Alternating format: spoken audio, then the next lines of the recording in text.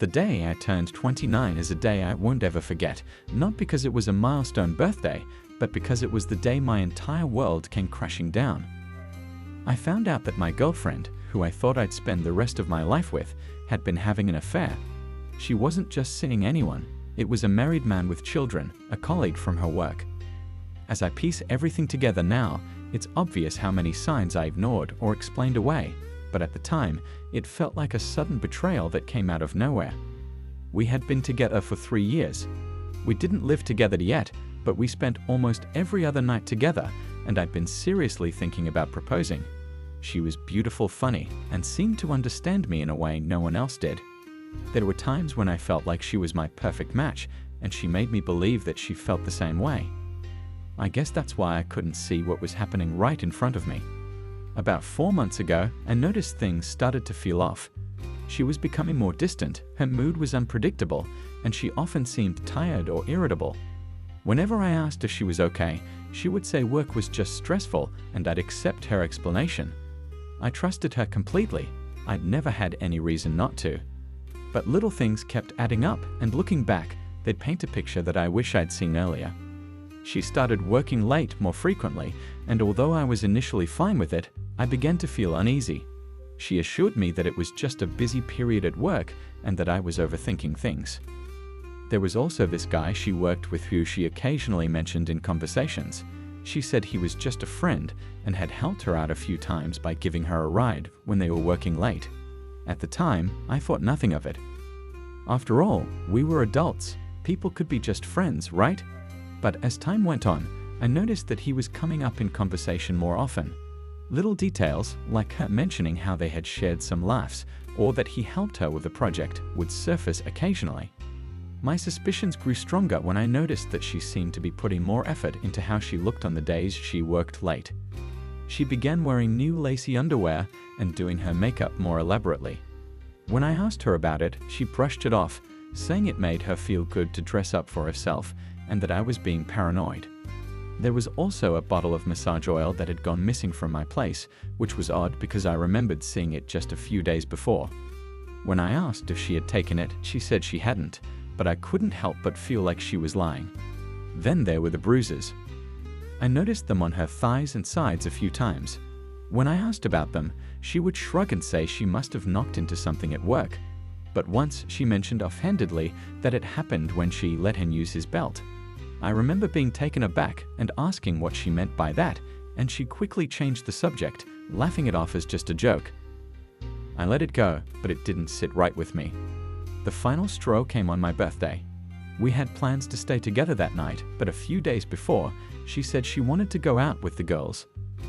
I was a bit disappointed but didn't want to seem controlling, so I told her to have fun and asked her to let me know when she got home. That night, I was restless. I kept waiting for a text or a call that never came. At 5 a.m., unable to sleep and feeling more uneasy than ever, I decided to call her. She answered but immediately hung up. Something in me snapped. I needed to know what was going on. I drove to her house and parked a little distance away. I was prepared to feel silly, to realize I was just being paranoid. But then I saw him. The same guy from her work, the friend, leaving her place. It was like a punch to the gut. Moments later, I received a text from her wishing me a happy birthday, asking me to come over, and apologizing for not messaging earlier. The audacity of it made me feel sick. I walked up to her door and knocked. The present and birthday card she handed me felt like some kind of cruel joke. I couldn't hold back any longer. I told her I had seen the guy leaving. She tried to deny it, saying he was just dropping off something. But there was a shift in her demeanor, a desperation as she begged me to stay and talk it through. She admitted to the affair, saying it had started when I went away with my dad on a 3-week holiday. She confessed that she didn't know why she kept me around, that she was confused and didn't mean to hurt me. Her words felt like knives. This was the woman who told me she loved me every day, the one I was planning a future with, and now she was standing there confessing to months of lies and betrayal. I told her she wasn't the person I thought she was, that she was horrible for doing this to me. She couldn't handle my words and told me to leave. I blocked her on everything after that. I couldn't bear to hear from her or see her ever again. The days that followed were unbearable. I was exhausted from sleepless nights, replaying everything in my head over and over again. I kept thinking about all the little details that I should have noticed, the things that now seemed like glaring red flags. The way she hid her phone when I was nearby, how she was always on edge, or how her mood would change based on whether or not he was giving her attention. I kept asking myself how I could have missed it all. How could I have been so blind? She didn't give up trying to contact me though. She reached out to our mutual friends, telling them that she needed to know I was okay, that she was worried about me.